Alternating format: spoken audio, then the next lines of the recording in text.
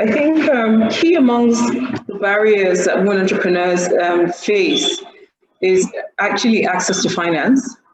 And the link with technology there is actually quite diverse.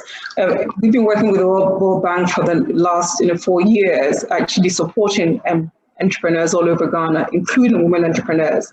And we actually devised a specific women entrepreneurs transformation program, a bespoke program to support women entrepreneurs, not only with aspects of whether it's access to finance or running a business, but with to address some of the socio-cultural nuances that can actually impede their decision-making and how they operate and how they manage their business. Now, where technology comes in there is that, we can use technology in a way that it allows us to make decisions, right? So in terms of access to finance, what are the banks using to be able to determine whether somebody is creditworthy or not, right? Are they using, is it one size fits all? Is it the same tools, systems and processes that they use to assess a medium-sized enterprise? Is that the same tool that they use to assess a small-sized enterprise? Are they using the same tools to assess the creditworthiness or the books of a woman-owned enterprise, an enterprise that's also owned by a man? These things matter because empirical data shows that, for instance, for every dollar that a man makes, a male-owned business owns, a male-owned enterprise makes in business, a woman will make, I think it's like 66 cents, right? So because we don't have ready access to finance, I think a lot of the time, the businesses that women entrepreneurs run, some of them are lifestyle businesses, right?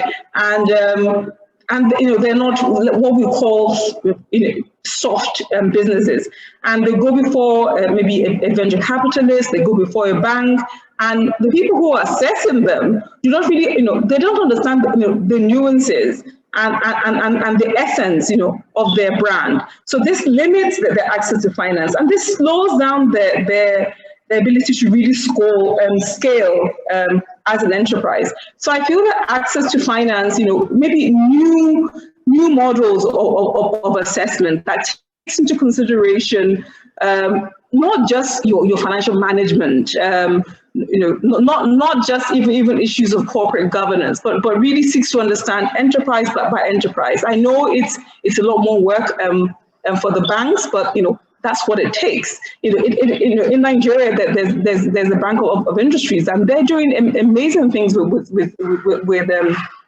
SMEs generally, and really, they've become almost like specialized when it comes to SMEs. But it took years and years and years to do that. We need to do the same thing and genderize it. Other barriers really are some of our sociocultural nuances.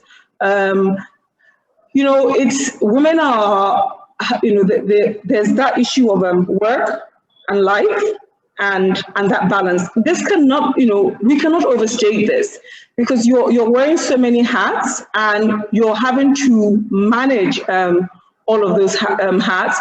And, women, we also want to self-actualize. So we don't just want to self-actualize at home, we want to self-actualize at work and in our business.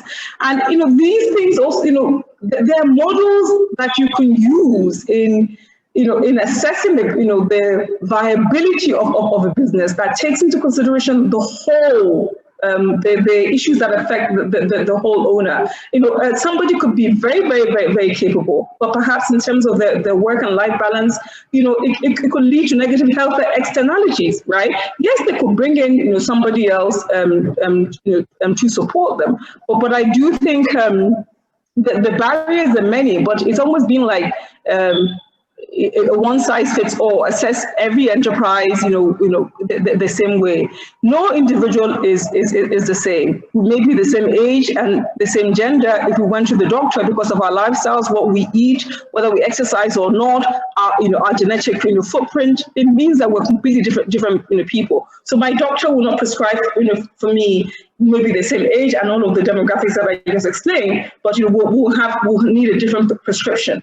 As far as it's possible, I think we need to genderize some of the technology that we use to assess liabilities of businesses and genderize some of these things. It's been done in other jurisdictions, and I think we can also start to do that in Ghana, in West Africa, and generally across the continent.